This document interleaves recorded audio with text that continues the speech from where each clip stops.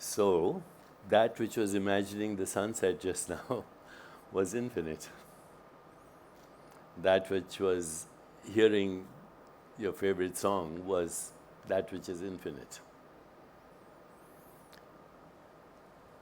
So in our Indian tradition, that which imagines or that which is without form is called consciousness or awareness. Same word. Now, if you want to get esoteric, you can also call it your soul. But, soul has religious connotations and people are nervous of words like soul and spirit and God. So, depends on your audience. But right now, that which imagined is an infinite, formless, irreducible, fundamental, infinite, non-local, has no location, space-time. And that which is imagined has a location in space-time. So the formless is in Hindi, in Sanskrit, is called Chetana. And then the rest follows. Mind, intellect, ego, physical body, energetic body, and what we call the physical world. So the formless fluctuates as mind, as intellect, as what we call our ego identity, and as our physical body and our energetic body, and as the physical world. Because how do you experience the physical world? 5 senses. How do you interpret the physical world? Mind. How do you feel about it? Is emotions. On and on. So now, if you're familiar, and I see there are a lot of scholars here, I met, a lot of scholars already on the way to here, and they are all experts, and some in Vedanta and some in Ayurveda, and I heard all these amazing interests that a lot of very scholarly people have, including yourself, sir. Had a great conversation with you. And so you know all this already. So I don't think I'm here to share anything that you don't know. But this is the sequence, okay? Consciousness is fundamental. Its subtle fluctuations are called mind, intellect, and ego, mano, buddhi, ahankar. And then that projects as the physical body, which we call Annamaya Kosha and Pranmaya Kosha, but those are words that sometimes can be very revealing, but to the ordinary mind are not very articulating what they think physical reality is, because you think physical reality is this. And if I asked you, what is this? You'd say this is a stage and that's a screen. But that's a human construct. This is a sensation. This is a color.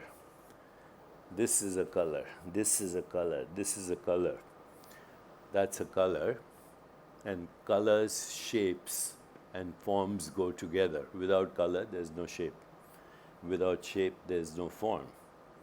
But that which is imagining that has neither color, nor shape, nor form.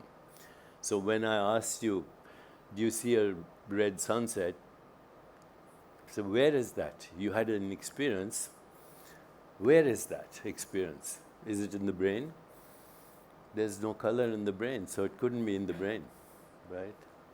Is color in the physical world? Is this color over there or in your consciousness? This color is not there. There's colorless photons that are coming from here to your eyes. Otherwise, you'd see this is blue. You'd see blue rays of light. You don't. You see colorless photons coming to your eyes. Then you see an electrical current going to your brain. And if you're a neuroscientist, you see electrochemistry in the brain. But there is no color, blue or red or shape in your brain. There's no sound. I told you to hear your favorite song, and you could hear something, but no sound in your brain. So where is all this happening? Where is your physical body being experienced? Where is your mind being experienced? Where are your thoughts being experienced? Where do ideas come from? You have this whole institution for ideas. And ideas lead to ideologies and conflict and war and other things as well, not just great things. But where do they come from? Where does thought come from? Where does imagination come from? And all we can say, it comes from consciousness or awareness. It's a word. Okay? Or if you want to use Hindi, you say Chetana. Okay?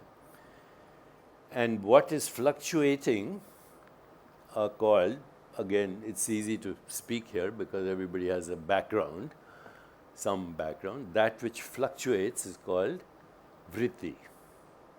Vritti is a good word because it means disturbed and fluctuating.